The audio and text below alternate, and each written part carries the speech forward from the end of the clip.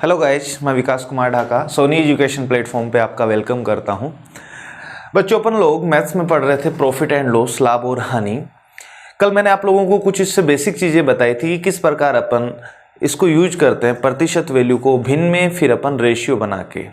तो आज अपन कुछ प्रीवियस एग्जाम्स में आए हुए क्वेश्चंस लेते हैं, छोटे छोटे बेसिक क्वेश्चन।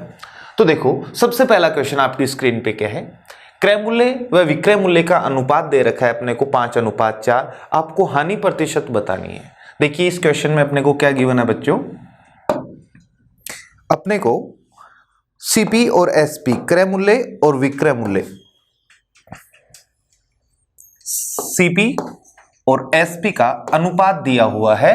अनुपात है बच्चों अपना 5:4। तो आपको सीधा सीधा यही समझना है कि अगर किसी सामान को अपन 5 रुपए में खरीदते हैं तो उसे बेचेंगे कितने में, 4 में। मैंने आप लोगों को बताया था अगर विक्रय मूल्य क्रय मूल्य से कम है तो 100% अपने को क्या होगा, लॉस। अब यहां पर आप मुझे बताइए, क्या अपने को लॉस 1 रुपए का हुआ है? प्रतिशत लॉस बताना है, हानि प्रतिशत। तो अपन ने देखा था प्रतिशत हानि निकालने के लिए क्या करते हैं, हानि जितने रुपए की हुई है ऊपर लिखते हैं, क्रय मूल्य से अपन भाग देते हैं और गुना करते हैं किससे, 100 से। तो देखो चलते हैं, क्या अपने को यहाँ पर हानि कितने रुपए की हुई है, 1 की। क्रय मूल्य अपना कितना है बच्चों, 5 गुना 100, 1/5 कितना प्रतिशत, 20% का भिन्न होता है, या फिर 5 से अपन काट सकते हैं तो अपना आ जाएगा 20। तो आप कह सकते हो कि सौदे में उसे 20% की क्या हुई है, हानि हुई है। नेक्स्ट देखो सेकेंड क्वेश्चन, किसी वस्तु का विक्रय मूल्य उसके क्रय मूल्य का 8/5 गुना है तो लाभ प्रतिशत बताइए। देखो आप क्वेश्चन की लैंग्वेज को पढ़ा करो और उसके हिसाब से चला करो। क्या बोल रहा है, विक्रय मूल्य सेलिंग प्राइस जो है वो कॉस्ट प्राइस का, सीपी का कितना, 8/5 गुना है। तो ये यही कहना चाह रहा है कि क्रय मूल्य को 8/5 से गुना करोगे तो आपको क्या मिल जाएगा, उसका विक्रय मूल्य। अब देखिए मैं इस एसपी को इधर लेके आता हूं, सीपी के बट्टा में आ जाएगा एसपी, और बच्चों ये 8/5 है वो इधर आएगा तो कितना बन जाएगा, 5/8। ये अपने पास क्रय मूल्य और विक्रय मूल्य का अनुपात आ जाएगा। ये कहना चाह रहा है कि अगर आप किसी सामान को 5 रुपए में खरीदते हो तो उसे बेचना कितने में पड़ेगा, 8 में। 5 में खरीदा, 8 में बेचा। देखो इस बार सेलिंग प्राइस ज्यादा है ना कॉस्ट प्राइस से, तो अपने को क्या होगा, लाभ। क्या 3 रुपए का लाभ हुआ। अब अपने को चाहिए प्रतिशत लाभ, तो प्रतिशत लाभ निकालने का फॉर्मूला होगा लाभ बट्टा क्रय मूल्य गुना 100। लाभ बताइए क्या 3 रुपए का है क्या बच्चों यहां पर अपने पास, और कितने पे है, कॉस्ट प्राइस पे निकालेंगे तो डिवाइड किससे करेंगे, 5 से। 3/5 गुना 100। अब देखो क्या 1/5 का मतलब 20% होता है, और ये 3 गुना है तो 20 को भी 3 से गुना कर दो, 60% लाभ। ये अपना इस क्वेश्चन का आंसर हो जाएगा। तो अपना आंसर क्या हो जाएगा, डी। यहां पर परसेंट लगा लेना बच्चों, तो ये अपना आंसर हो जाएगा। आगे देखो थर्ड क्वेश्चन देखते हैं अपन, किसी वस्तु को 10% हानि पर बेचने में 45 रुपए प्राप्त होते हैं। अगर आप कोई सामान 10% हानि पर बेचोगे तो आपको 45 रुपए मिलेंगे। देखो आप कोई सामान बेचते हो तो उसके बदले में आपको जो अमाउंट मिलता है वो अपना विक्रय मूल्य होता है। 45 रुपए आपको मिले, इसका मतलब आपने 45 में बेचा। सेलिंग प्राइस दे रखी है अपने को 45 रुपए, और हानि दे रखी है अपने को 10%। बताइए बच्चों लॉस कितना है, 10%। क्या 10% का भिन्न लॉस बोल रहे हैं ना, 1/10। तो मैंने आपको बताया था हर में जो वैल्यू है वो कॉस्ट प्राइस, क्योंकि हानि अपन हमेशा किस पे निकालते हैं, क्रय मूल्य पे। और लॉस कितने रुपए का, 1 रुपए का। आपने कोई सामान 10 में खरीदा, 1 रुपए की आपको हानि हुई, तो क्या आप 9 में बेचोगे। 10 में खरीदा, 1 रुपए हानि मतलब 1 कम में बेचोगे, तो अपने अकॉर्डिंग अपना विक्रय मूल्य कितना आया, 9 रुपए।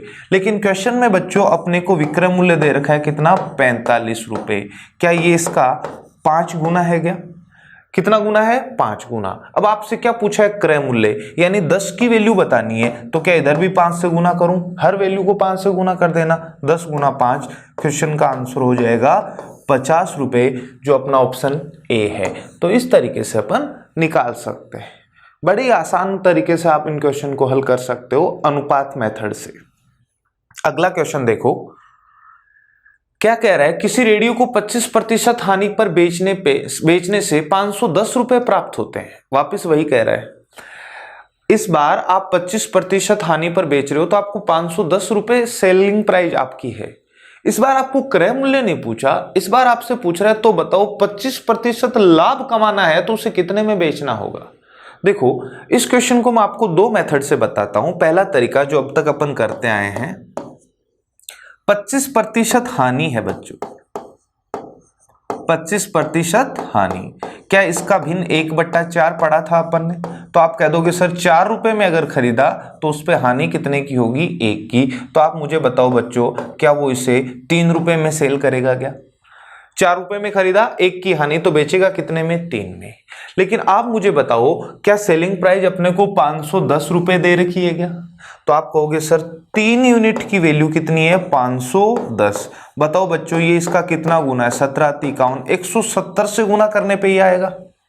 अब आप मुझे बताओ, मुझे अगर क्रय मूल्य चाहिए, क्या चाहिए, क्रय मूल्य, तो क्या 4 यूनिट की वैल्यू बतानी है, तो 4 को भी आप गुना करोगे किससे, 170 से। 17 चौक 76, 760, 78, 780 आ जाएगा अपना। अब देखो इस बार अपने को सीपी नहीं पूछ रहा, आपसे पूछा है कि उसे कितने में बेचे कि उसे 25% का लाभ हो। ये तो क्या क्रय मूल्य है, और मुझे अब चाहिए विक्रय मूल्य, सेलिंग प्राइस चाहिए। लेकिन इस बार आपको क्या चाहिए, 25% का लाभ चाहिए। तो क्या मैं इसका 125% निकाल दूं बच्चों? तो अपन ने इसका 125% निकाल दिया। 25 से काटा मैंने 4 बार, 25 से काटा 5 बार, 4 से काटो 1 बार, और बचा कितना, 3, फिर 9 चौक 36, 2 195।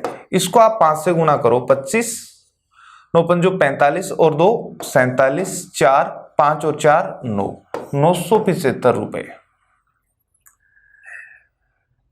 देखिए मैंने कहा 3 यूनिट की वैल्यू 570, 17×51, 170, 4 यूनिट की वैल्यू आपको बतानी है। यहां पर देखो भाई थोड़ी सी ये वाली वैल्यू, इसको भी मिटा रहा हूं मैं एक बार,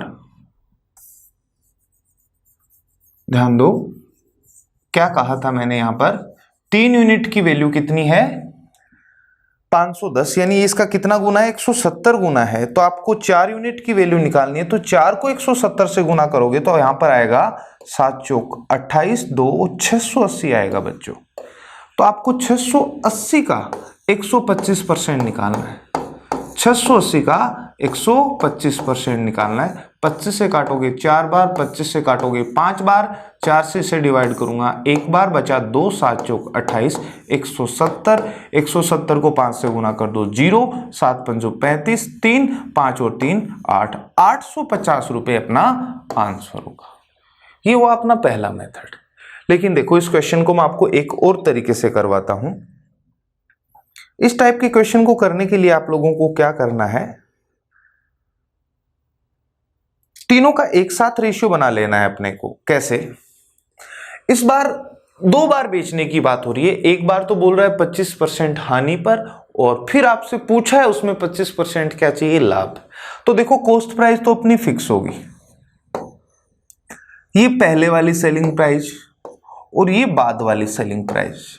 इस बार आप देखोगे अपने को कॉस्ट प्राइस निकालने की कोई जरूरत नहीं पड़ेगी। पहली बार 25% हानि पे बेच रहे हैं, तो आप मुझे बताओ 25% का भिन्न, तो आप कहोगे सर 25% का भिन्न होगा 1/4, यानी 4 में खरीदेगा तो 1 रुपए की हानि, तो बेच रहा है कितने में था, 3 में। लेकिन दूसरी बार उसे 25% का क्या चाहिए, लाभ चाहिए बच्चों, वापस से भिन्न 1/4। तो इस बार इसका मतलब ये है अगर आपने 4 रुपए में खरीदा तो लाभ कितने का है, 1 का। क्या कॉस्ट प्राइस पहले से ही 4 है, लेकिन इस बार 1 का लाभ, तो आप कितने में बेच दो, 5 से। आपको पहले वाली हानि वाली सेलिंग प्राइस दे रखी है, यानी 3 यूनिट की वैल्यू आपको दे रखी है कितनी, 510। क्या ये इसका 170 गुना है। आपको बाद वाली सेलिंग प्राइस ही निकाल लेनी है डायरेक्ट, इसको आप 170 से गुना कर दो, 17.85 और आगे 1 0। क्या डायरेक्ट अपने पास बिना कॉस्ट प्राइस निकाले बाद वाली सेलिंग प्राइस आ गई क्या? तो इस तरीके से अपन निकाल सकते हैं। अगला क्वेश्चन देखिए, किसी वस्तु को 10% हानि की बजाय 20% लाभ पर अगर आप बेचते हो तो आपको 2400 रुपए अधिक मिलते हैं। क्वेश्चन की लैंग्वेज ध्यान से पढ़ो। पहले किसी सामान को आप 10% हानि पर बेच रहे थे, फिर उसी सामान को अपन बेच रहे हैं 20% लाभ पर, तो पहले वाली राशि से अब आपको 2400 रुपए अधिक मिलेंगे। ये जो 2400 रुपए है, ये क्या दोनों विक्रय मूल्य का अंतर है क्या? पहले आप जितने में बेच रहे थे, अब आप जितने में बेच रहे हो, उन दोनों का अंतर कितना है? 2400 रुपए। आपको पूछा है कि उसका क्रय मूल्य बताइए। या तो आप भिन्न पे चले जाइए या आप 100 मान के भी कर सकते हो, बड़ा आसान हो जाएगा। देखो ध्यान से, इधर क्रय मूल्य, पहले वाला विक्रय मूल्य SP1 लिख रहा हूं मैं, और बाद वाला विक्रय मूल्य। मान लो 100 रुपए में आपने कोई सामान खरीदा, पहले बेच रहे थे आप 10% हानि में, तो 100 का 10% 10 हानि है, इसका मतलब 90 में बेचोगे। फिर कह रहा है 20% लाभ, तो 100 का 20% 20 ही होता है, तो 20 इस बार लाभ है तो जोड़ दो। या तो आप एज इट इज करो, या आप यहां से भी सोल्व कर सकते हो। देखो एक 0 काट सकते हो, 9:10:12 आ जाएगा। अब आप ध्यान से देखो, क्वेश्चन में जो 2400 रुपए है वो पहले वाली और बाद वाली सेलिंग प्राइस यानी विक्रय मूल्य का अंतर है, तो आप भी पहले वही निकाल लो। पहले 9 में बेच रहा था तो अब 12 में, क्या अपने अकॉर्डिंग अंतर 3 का है क्या बच्चों?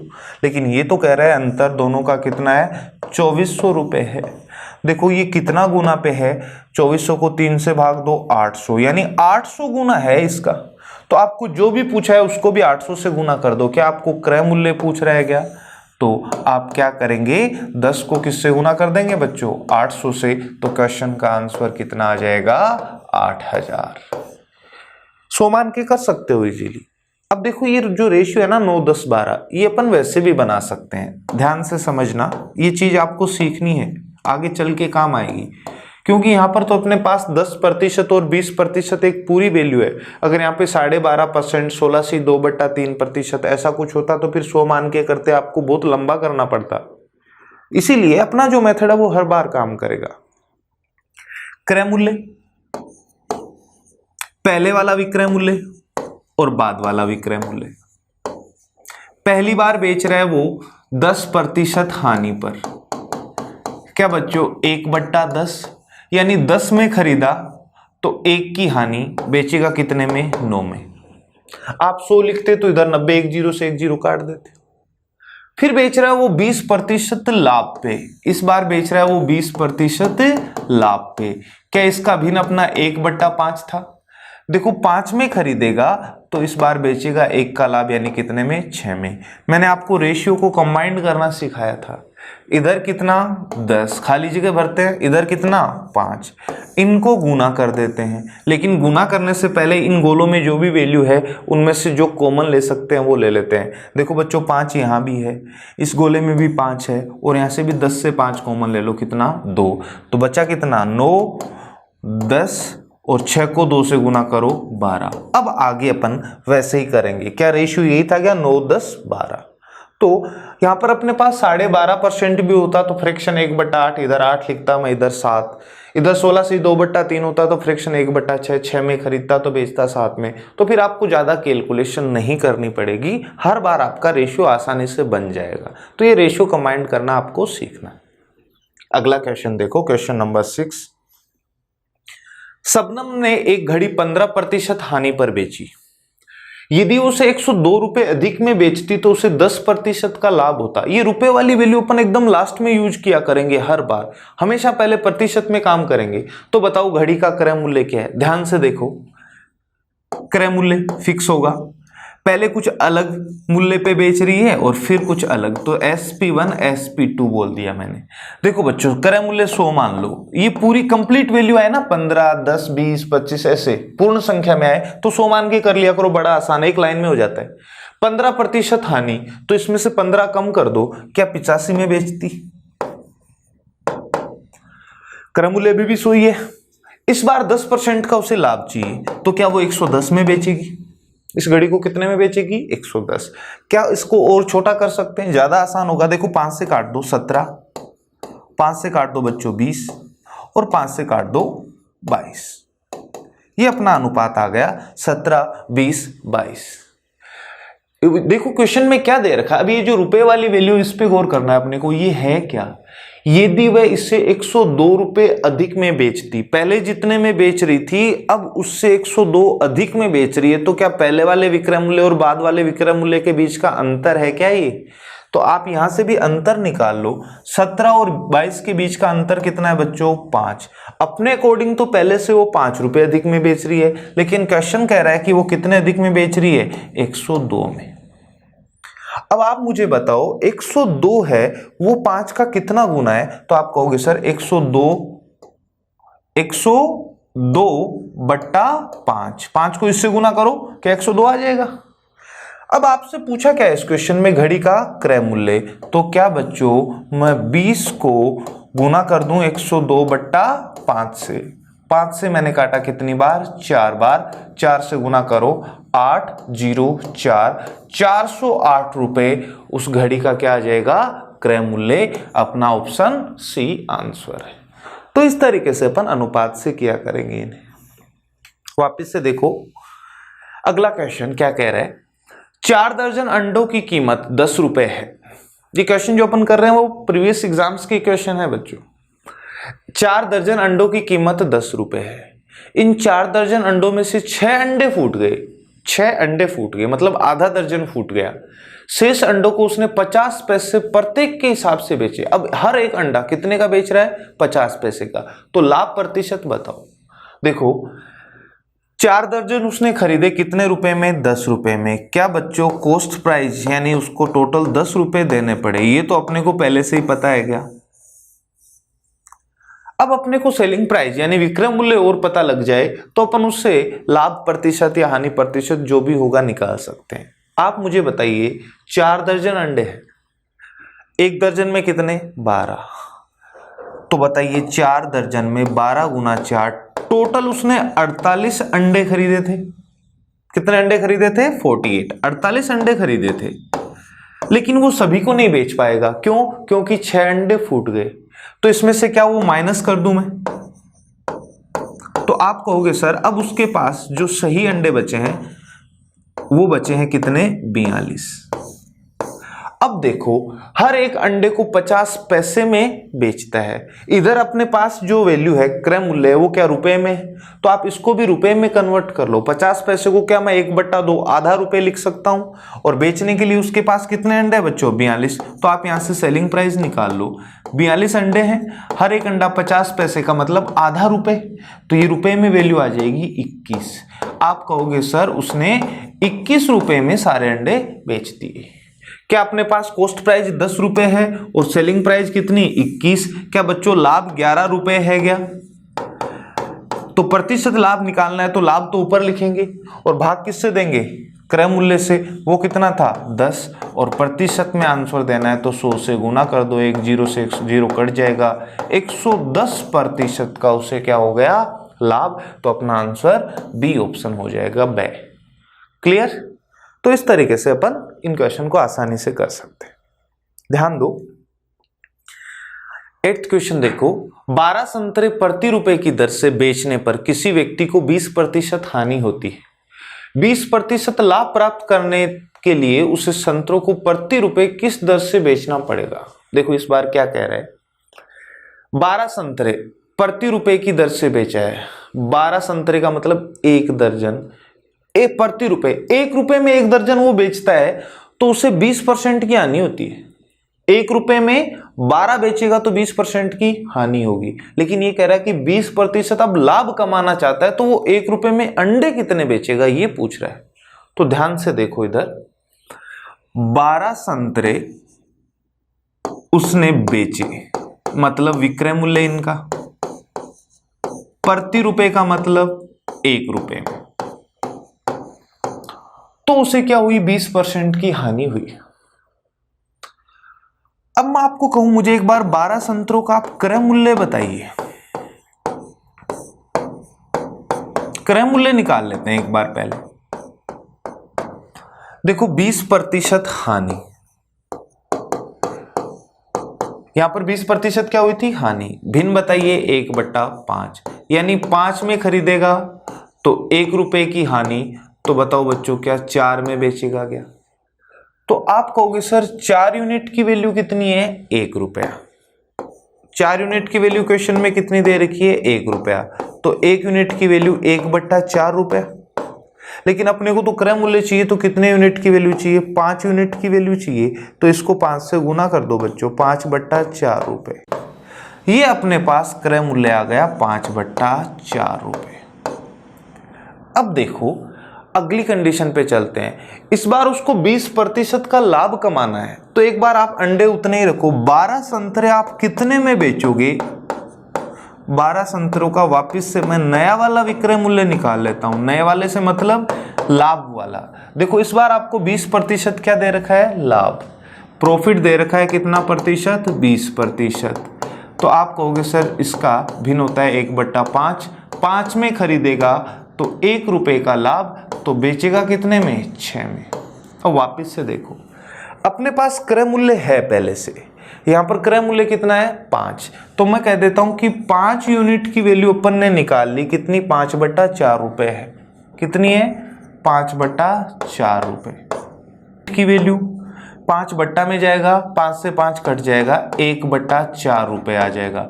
लेकिन मुझे नई वाली सेलिंग प्राइस चाहिए, तो कितने यूनिट की वैल्यू? 6। इसको 6 से गुना करो, 6/4 रुपए। और सोल्व कर लो, क्या 3/2 रुपए आ जाएगा क्या? तो आप कहोगे सर 12 संतरों का विक्रय मूल्य आ जाएगा 3/2।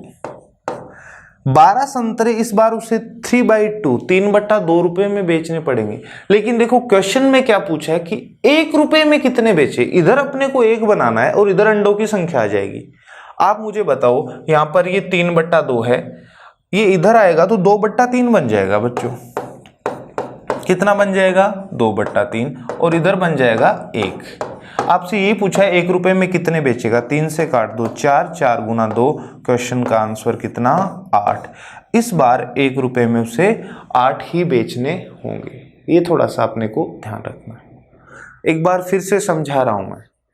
12 संतरे बेचा है, मतलब सेलिंग प्राइस कितने रुपए में? 1 रुपए में। लेकिन 20% की हानि भी हुई है यहां पर। तो आप कहोगे सर 20% हानि का भिन्न होगा 1/5, यानी 5 में खरीदता, 1 की हानि तो बेचता 4 में। लेकिन 4 में नहीं बेच रहा, कितने में? 1 में। 4 यूनिट की वैल्यू 1, तो 1 यूनिट की वैल्यू 1/4। मुझे क्रय मूल्य चाहिए, तो 5 यूनिट की वैल्यू निकाल ली 5/4। इतने में खरीदे। अब अपने को अलग हिसाब से बेचने हैं, क्योंकि इस बार अपने को 20% का क्या चाहिए? लाभ। 20% का भिन्न 1/5। 5 में खरीदेगा, 1 का लाभ, बेचेगा कितने में? 6 में। अब देखो अपने अकॉर्डिंग क्रय मूल्य कितना है? 5, लेकिन वास्तव में कितना है? 5/4। तो आपने कहा 5 यूनिट की वैल्यू 5/4, तो 1 यूनिट की वैल्यू, ये 5 बट्टा में गया, ऊपर वाले 5 से नीचे वाला 5 कट जाएगा, 1/4। मुझे नई वाली सेलिंग प्राइस चाहिए, तो 6 यूनिट की वैल्यू, मैंने इधर भी 6 से गुना कर दिया, इधर भी 6, तो 6 संतरों का विक्रय मूल्य 6/4। और सोल्व किया बच्चों 3/2। अब आप मुझे बताइए 12 संतरों का विक्रय मूल्य 3/2 है, लेकिन अपने से पूछा क्या है? 1 रुपए में कितने संतरे बेचेगा। तो इधर 1 रुपया बनाना है मेरे को। तो या तो यूं कह दो कि 2/3 से गुना कर दो, तो इधर भी 1, और 2/3 से इधर गुना कर दो, तो कितना? 8। इस तरीके से इस क्वेश्चन को अपन कर सकते हैं। देखो इस क्वेश्चन को थोड़ा सा अपन भिन्न की बजाय प्रतिशत में सोल्व करते हैं, ज्यादा अच्छे से समझ में आएगा आपके। ध्यान से देखना इधर।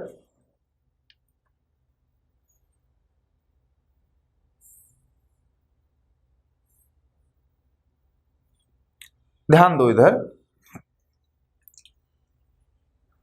12 संतरे उसने बेचे 1 रुपए में, तो उसे 20% की हानि हुई। तो बच्चों ये जो वैल्यू है ना, वो क्रय मूल्य का 80% होगा। कितना प्रतिशत होगा? 80%। अब मुझे 12 संतरों की वापस से नई सेलिंग प्राइस निकालनी है, ये वाली। लेकिन क्या इस बार मेरे को 20% का लाभ चाहिए, तो क्रय मूल्य का 120% जितना होगा वो यहां आएगा क्या? कितना परसेंट? 120। क्योंकि 100 में खरीदा, 20 का लाभ, तो 120% की वैल्यू बतानी है। अब देखो यहां से वैल्यू निकाल के मैं यहां रख रहा हूं, डायरेक्ट आपके पास 12 की 3/2 आ जाएगी। 80% क्रय मूल्य का 80% 1 रुपया है। तो बताइए बच्चों 1% कितना हो जाएगा? तो आप कहोगे 1/80 रुपए।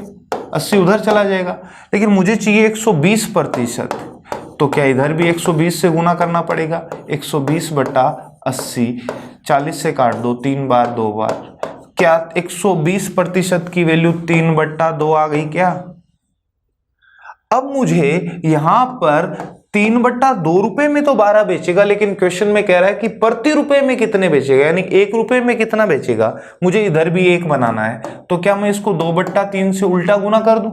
तो आप कहोगे सर इधर भी गुना कर दो, किससे? 2/3 से। सोल्व करेंगे, 3 से काटा मैंने 4 बार, 4 गुना 2 8, 8 बेचेगा कितने रुपए में? 1 रुपए में। वही अपना आंसर था, ऑप्शन कितना हो जाएगा? बी। आगे देखो अगला क्वेश्चन। एक व्यापारी क्रय मूल्य के बराबर प्रतिशत लाभ पर, जितना क्रय मूल्य है उतना ही प्रतिशत लाभ चाहता है, पर बेचता है और वस्तु को 56 रुपए में बेच देता है, तो उसका क्रय मूल्य ज्ञात करो। देखो इस बार आपको नहीं पता क्रय मूल्य क्या है, आपको नहीं पता कितने प्रतिशत लाभ है, तो आप ना तो 1 मान सकते ना 100, क्योंकि अगर आपने क्रय मूल्य को बच्चों 100 मान लिया तो आपने पहले से ही डिसाइड कर लिया कि 100% लाभ है, क्योंकि क्वेश्चन में कहा है कि जितना क्रय मूल्य उतने प्रतिशत लाभ। अगर आपने 100 माना तो आपने लाभ को भी 100% कह दिया, तो फिर आप निकालोगे क्या? निकालने के लिए तो कुछ बचा ही नहीं। तो आपको देखो इस क्वेश्चन को x मान के करना पड़ेगा। एक बार मैं आपको बेसिक से बताता हूं, फिर इस क्वेश्चन को अपन ऑप्शन से फटाफट खत्म कर सकते हैं, बिल्कुल भी कैलकुलेशन नहीं करनी पड़ेगी।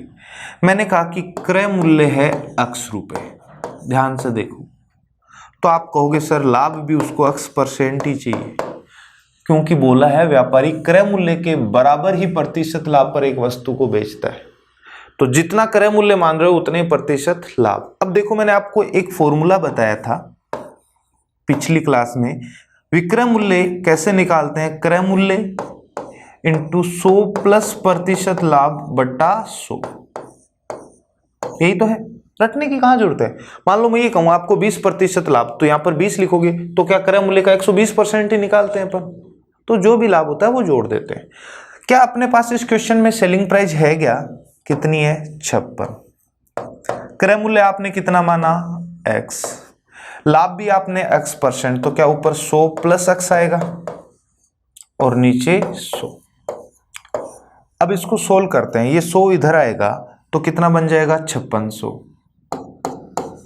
5600 आ गए बराबर में, तो और इधर कितना बचा? x और ऊपर 100 प्लस x, गुना कर दूं, x को 100 से करोगे 100x और x को x से करोगे x², तो मैंने लिख दिया 100x प्लस x²।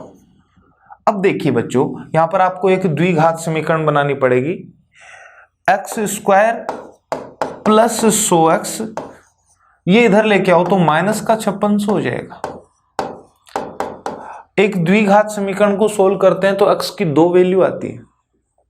इसके लिए एक तो श्रीधराचार्य फॉर्मूला होता है और एक होता है गुणनखंड विधि, फैक्टर मेथड। देखो अपने को क्या करना होता है बच्चों, पढ़ेंगे अपन जब एडवांस मैथ पढ़ रहे होंगे, तो अपने को 2 ऐसे टुकड़े चाहिए जिनको जोड़ने पे तो आए 100 और उनको गुना करने पे माइनस का 5600 आना चाहिए। कितना आना चाहिए? माइनस का 5600। तो ये आपको सोचनी पड़ेगी ऐसी 2 वैल्यू, कि ऐसी कोई 2 वैल्यू जिनको जोड़ने पे तो कितना है 100 और गुना करने पे माइनस का कितना है 5600। तो ध्यान दो ऐसी कोई 2 वैल्यू 70, 60, x 40, 140 प्लस का तो 140 ले लूं मैं और माइनस का 40x ले लूं, तो बताओ जोड़ने पे प्लस का 100x आ रहा है क्या? और 14 को 4 से गुना करो, 56 आगे 2 0 आ जाएगा कि नहीं? तो आप कहोगे सर इसके ये फैक्टर अपन लिख सकते हैं। इन दोनों में से क्या कॉमन आ रहा है? x, तो ले लिया मैंने, यहां पर बचा x और यहां पर 140। ये दोनों माइनस के साइन के साथ है तो माइनस भी कॉमन ले लो और 40 भी कॉमन ले लो। इसको -40 से भाग दोगे तो x बचेगा, माइनस तो कॉमन ले लिया तो प्लस, 5600 को 40 से भाग दो 140 बराबर 0। क्या बच्चों इन दोनों में से x प्लस 140, x प्लस 140 दोनों जगह तो अपन कॉमन ले सकते हैं, तो बचा कितना? यहाँ पर x -40 बराबर 0।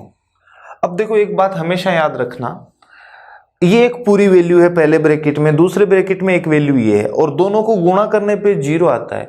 हमेशा याद रखना 2 संख्याओं को गुणा करने पे 0 तभी आ सकता है जब कम से कम दोनों में से एक 0 हो। अगर दोनों में से कोई भी 0 नहीं होगी तो गुणा करने पे कभी भी 0 नहीं आता।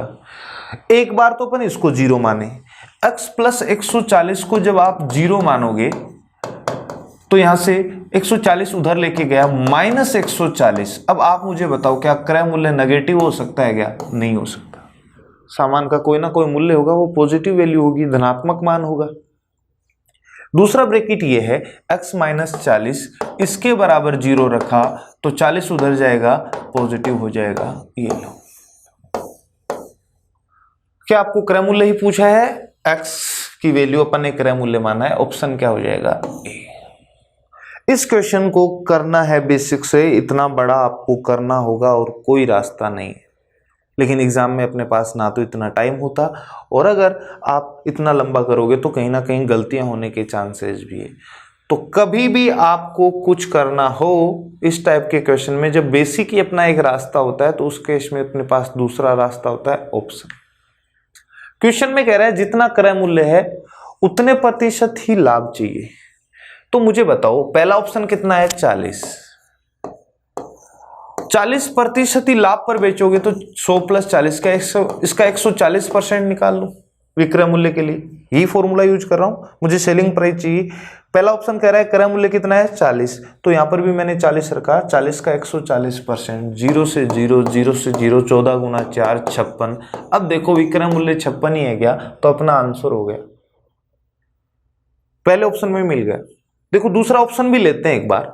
मैं यहां से अगर विक्रय मूल्य निकालता बच्चों, तो देखो इसी फॉर्मूले में वैल्यू पुट कर रहा हूं मैं। क्रय मूल्य कितना है? 50, तो इस बार लाभ भी कितना लेना है? 50%, क्योंकि क्वेश्चन में कह रहा है क्रय मूल्य के बराबर ही लाभ, तो यहां पर भी 50, तो इसका 150% निकालना पड़ता।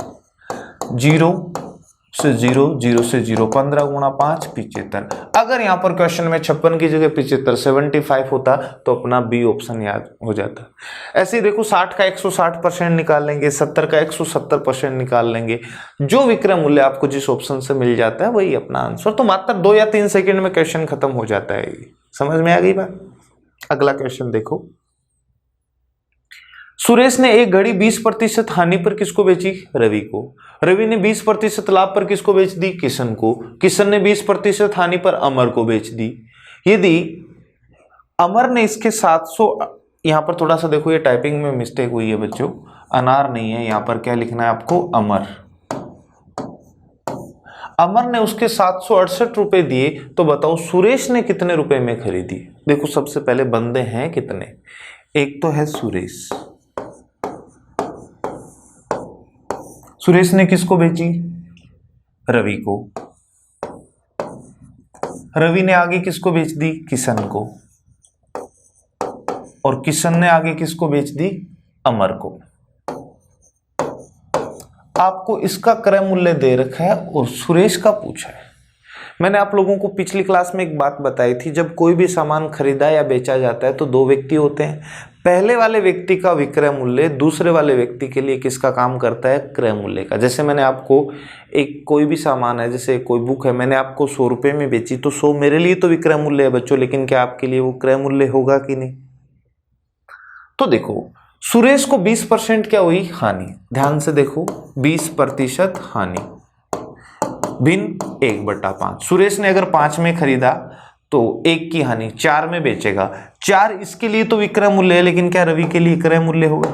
तो मैं सुरेश का क्रय मूल्य, ये सुरेश का विक्रय मूल्य है, लेकिन रवि का क्या है? क्रय मूल्य। आगे देखो रवि आगे बेच रहा है 20% लाभ पर, वापिस से भिन्न कितना? 1/5। यानी रवि 5 में खरीदता तो 1 का लाभ, बेचता कितने में? 6 में। रवि 5 में खरीदता तो बेचता कितने में? 6 में। ये 6 रवि की तो सेलिंग प्राइस है यानी विक्रय मूल्य, लेकिन किशन के लिए क्या होगा? ये क्रय मूल्य होगा। वही काम करना है। अब आगे चलते हैं। ऐसे ही किशन वापस से 20% हानि पर बेच रहा है, आ गया ना अपने पास 20% पहले ही लिख रहा है। यानी किशन अगर 5 में खरीदता तो 1 रुपए की हानि, क्या 4 में आगे बेचता अमर को? तो 5 में अगर इसने खरीदी होती तो अमर को ये 4 में बेचता, यानी अमर इसे 4 में खरीदता। अब अपने को इस रेशियो को एक साथ बना लेना है। देखो जरा, इधर कितना? 4, यहां भी 4, 6, यहां पर क्या लिखोगे? 5, और इन दोनों जगह भी 5। फिल करना सीखा था अपन ने, इनको गुना करना है। लेकिन आप मुझे एक बात बताओ, देखो यहां पे कटेगा तो कुछ नहीं, अपन सबको सोल्व क्यों करें? मुझे एक तो अमर का तो दे रखा है और सुरेश का पूछा, तो इन दोनों को ही सोल्व कर लो बच्चों। 5 गुना 5 गुना 5 कितना 125, और इसको करो 4 गुना 4 16, 16 गुना 6 96। अगर अमर 96 में खरीदता तो सुरेश 125 में खरीदता, लेकिन क्या अमर ने उसके 768 रुपए दिए हैं क्या बच्चों? कितने दिए? 768। अब देखो ये इसका कितना गुना है वो अपने को देखना है। तो देखो ऐसे थोड़ा सा आइडिया लग जाता है कि यार मैं 96 को 10 से गुना करूंगा तो 960 वैल्यू इससे बड़ी आ जाएगी, यानी कि 10 से तो छोटी संख्या से गुना करना है। 9 को 6 से करो एक बार 54, इकाई का अंक 4 आता नहीं होगा। 8 गुना 6 48, 8 से गुना करके देख लो आ जाएगा। 8 गुना 6 48, हासिल कितनी 4, 9 अंटो 72 और 4 76, यानी इसका 8 गुना है बच्चों। तो इधर भी आप किससे गुना कर दो? 8 से गुना कर दो। 125 को 8 से गुना करोगे 1000, ये अपना आंसर आ जाएगा। बी ऑप्शन अपना आंसर। समझ आ रही है? अगर इस तरीके से आप करते हो तो भले ही यहाँ पर थोड़ा सा मिश्रित प्रतिशत भी होता है, जैसे 12.5%, 33 से 1/3, 14 से 2/7, तो भी आपकी कैलकुलेशन मुश्किल नहीं होती। अब देखो आप इस क्वेश्चन को 100 मान के भी कर सकते हो। एक बार मैं फिर बता देता हूं, ध्यान देना इधर।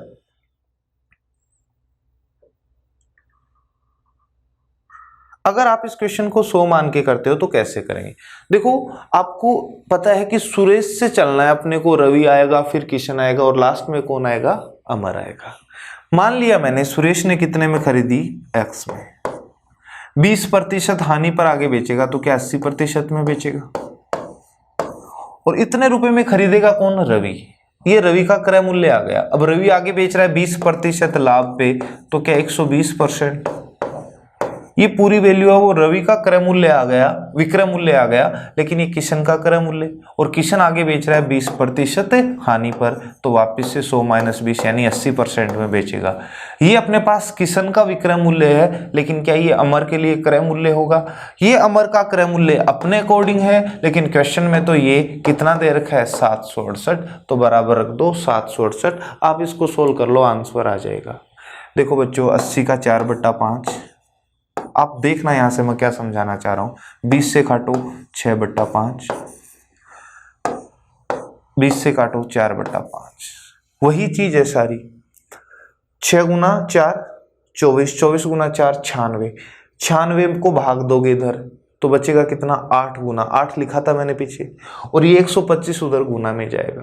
तो चीज वही है। देखो 4 6 4 को मैंने लास्ट में गुना किया था, 5 5 5 को अपन ने फर्स्ट में गुना किया था, तो चीजें सारी वही है। यानी आप कहोगे सर यहाँ से x की वैल्यू निकालनी है, तो 768 बट्टे में तो आ जाएगा कितना? 96, और ये चली जाएगी गुना में 125। यही काम अपन ने वहां किया था।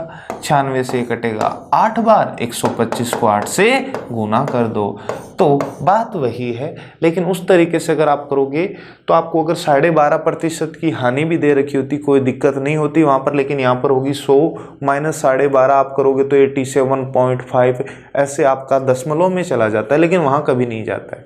समझ आ गई बात? अगला क्वेश्चन, क्वेश्चन नंबर 11। देखो क्वेश्चन नंबर 11 क्या कह रहा है? 60 वस्तुओं का क्रय मूल्य 50 वस्तुओं के विक्रय मूल्य के बराबर है, तो लाभ और हानि जो भी हुई है ना वो अपने को प्रतिशत में बतानी है। क्या बोल रहा है? मैंने मान लिया एक वस्तु का क्रय मूल्य को तो अपन सीपी बोल देंगे, एक्स वाई मत माना करो, कंफ्यूज करता है लास्ट में, और विक्रय मूल्य को आप वाई जेड मानने की बजाय एसपी लिख दिया करो। तो देखो एक की सीपी ये है, तो क्या 60 को इतने में खरीदेगा? और इसने ही कहा है 60 वस्तुओं का क्रय मूल्य, तो एक का क्रय मूल्य सीपी है, तो 60 का सीपी। ये किसके बराबर है? 50 वस्तुओं के विक्रय मूल्य के बराबर है। ये कह रहा है 60 वस्तुओं का क्रय मूल्य 50 वस्तुओं के विक्रय मूल्य के बराबर है। आप तो डायरेक्ट अनुपात बना लिया करें बच्चों। सीपी तो ये रहा, क्या इधर बट्टा में आ जाएगा एसपी, उधर 50 था, ये 60 गुना वाला इधर चला जाएगा, ये लो 0 से 0 कट जाएगा।